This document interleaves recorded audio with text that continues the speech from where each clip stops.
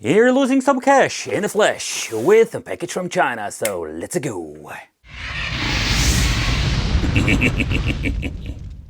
Hey, welcome back to the channel. It's awesome that you're tuning in. So today's video we are going to be doing a chit chat about this cartridge. And the reason I actually purchased this because I was really intrigued by it. This is something different actually. I've been seeing all kinds of multi-cards with flash card, but I was really intrigued what is going on with this particular card. How is the quality and is it going to be any good? So when it comes to this particular cartridge, and what is kind of interesting is that when you're going to be looking into this, there is no SD card, at least that I can see over here. So with multi-cards, they're usually like faking those cards with having a cheap Megadrive in here, but this is not the case. This is the Game Classic 16-bit, and personally I must say that I'm fond of this. Like the way how they present this particular product with the overall quality. When it comes to the label, that is like glossy and the overall quality is nice, but this is called the Super 480-in-1, and this is maybe the biggest cartridge we've ever seen when it comes to collections. So let's plug in this bad boy and let's see what we're going to be getting today. Try to be recording, moving the camera and plugging this thing in. And I can tell you it's a tight fit, but it's going to be absolutely epic with this beautiful Sega console. I made a separate video about it, by the way. So the convenient part, we have all kinds of regions, so we can switch to Japan or PAL of everything what we're going to be needing. So that's what we're going to be checking out. So today we're not going to be having original screws in the back of the cartridge, and I'm very curious later on what is going on. So we're going to be looking into, let's say, my toolkit and hoping I can find something to open it up. Okay, my focus is completely off when it comes to that. Hello? Oh, there it is.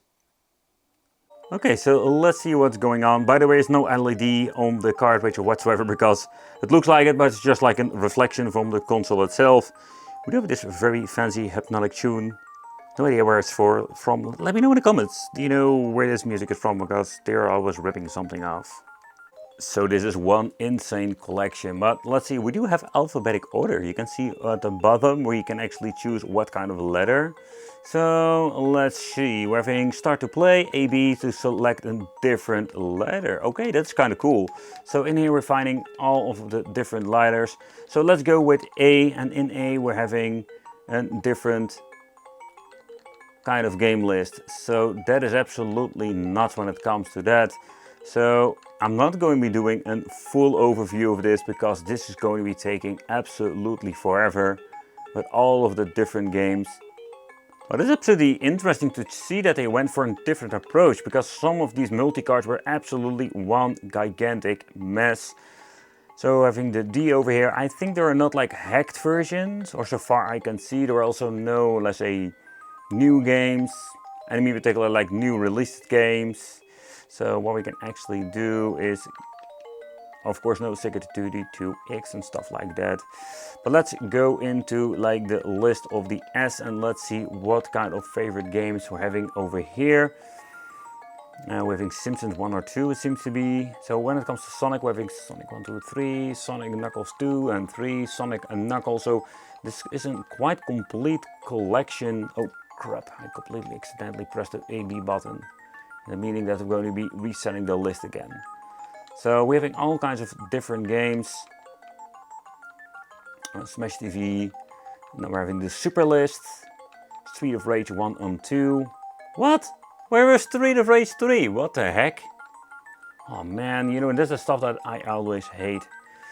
And again, it would be cool to have like a cartridge like this that actually has all of the different kind of Street of Rage hack games, because there are a lot of fun ones out there. But let's boot something up. Let's press start. Let's see what happens.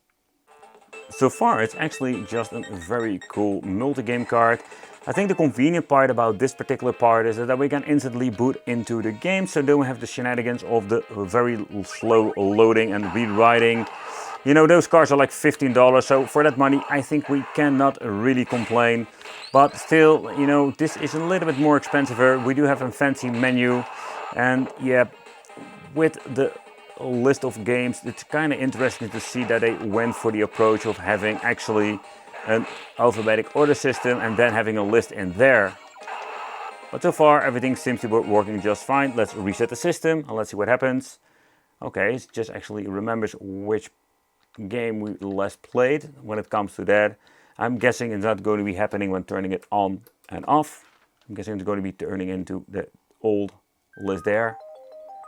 Nope, it does remember actually like Street of Rage 2 or Street of Rage 2, so that's kind of interesting when it comes to that. But the list itself is quite incomplete so far. I can see, for example, having over here Mortal Kombat 1, but there is no 2, there's no 3, there's no Ultimate Mortal Kombat. Maybe we can search for the U, see if there is an Ultimate Mortal Kombat 3 in there. Just for fun, see what happens. Okay, we do have the Ulti Mortal Kombat 3, okay, that's great, but we do still miss out number 2 and 3, or actually 2, because we don't need 3, we have the Ultimate version, but if you want to have all of them, like also the let's say Ultimate 3, yeah, that would be disappointing. So when it comes to that, the way how everything works, and yeah, there are still some games missing out when it comes to that, but let's check out some random other game. So it's absolutely impossible to check every single game, so I do wonder if every single game will work. I did know that some people were complaining back in the day of those SNES, let's say, games, multi-card system, that some of the games stopped working or didn't work at all, or was just froze within the middle of the game. So I do wonder if this is going to be the same issue with this. But these are the cartridges. They're still missing out a couple of games. And like Mortal Kombat 2, why are you not having that? So that's kind of interesting, but also weird at the same time. Well, this seems to be working just fine when it comes to playing this game. Okay. Sometimes after reset it doesn't do anything with the music, but okay. Okay, the hypnotic music is getting louder now. But okay, so let's see what kind of stuff is ending on here. Let's choose the C. We have some very interesting weird lists, so let's check it out. Oh, Clay Fighters. DJ Boy, another awesome game. I've been playing that in the childhood so much. This is a game that was kind of fun with a simple reason. It's like you can beat them up on roller skates. Fun game. You need to find those coins. I think you can even purchase some upgrades. And some other cool stuff with your money you're collecting. The arcade version even had the option to play together cooperative mode. It was not implemented in the original game, or at least this Megadrive game. So it was kind of disappointment. I can still remember like being on vacation playing this, seeing this game in the arcade, seeing that we having the option for 2 players.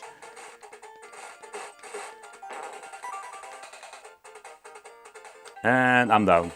This game was freaking brutal, I can tell you that. Hellfire, man, I love myself the shmups.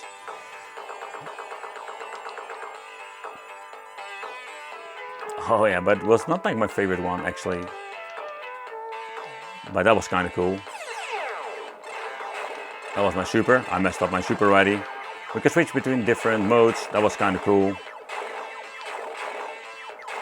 The first time I ever played this game was actually when I was going to be revisiting the old school days. You know, I've been, I say, buying, collecting, I didn't think throughout my life, and this was one of the games I came across. I never really got into it. The music is okay, but the switching between kind of modes was something I was not really caring about. I'm more like an R-type guy when it comes to that. So moving to another favorite game of mine, Shinobi 3. So in the list I just finally randomly found it. Let's get into the ultimate mode. And let's go. Because I can still keep my power. Playing this on full speed. Oh man, playing this on PAL is one of those games I don't want to play on PAL anymore. Man, I love the speed. The soundtracks of this game. So cool. Ooh, the shield protected me. I think when you're going to be running, you can slice the guys if you're going to be timing it right. That's so cool.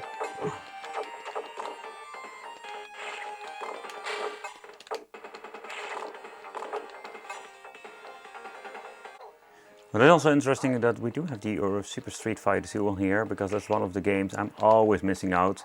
But the simple fact is because they're adding those very strange Street of 2 beta versions. Well, this seems to be working just fine.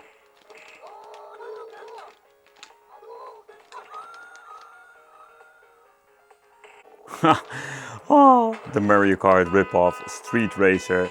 So I do wonder who how do I actually play this? I guess I remember renting this game for a couple of times even, and I can really enjoy it.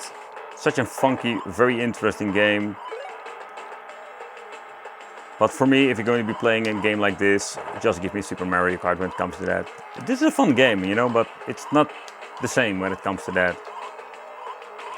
We'd have like some funky things going on, like slapping and stuff like that, but I never got to really touch my wicked soul when it comes to retro gaming, when it comes to that.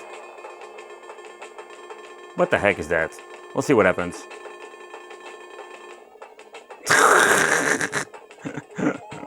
That's the lamest stuff I've ever seen.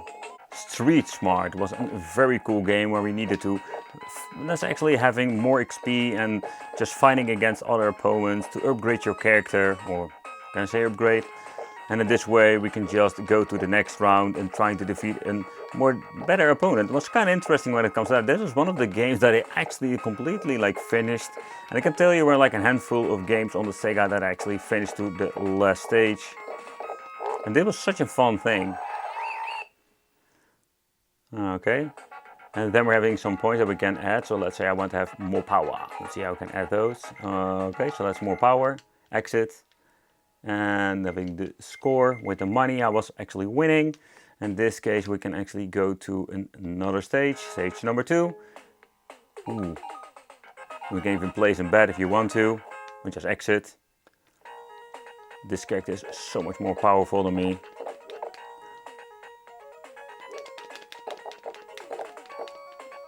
Ow. Oh yeah, I got him. Ow. No, this is not going to be working. Oh. That's what I mean. I got an extra life. Okay, that's cool. Let's beat him. Let's try to beat him. Oh man, this guy has some serious defense. Come on. Oh, let's go again. And I think if you're going to be losing my life, I don't know if you're going to get any of your lives back, but okay, we only got one block left. Let's go. Yeah!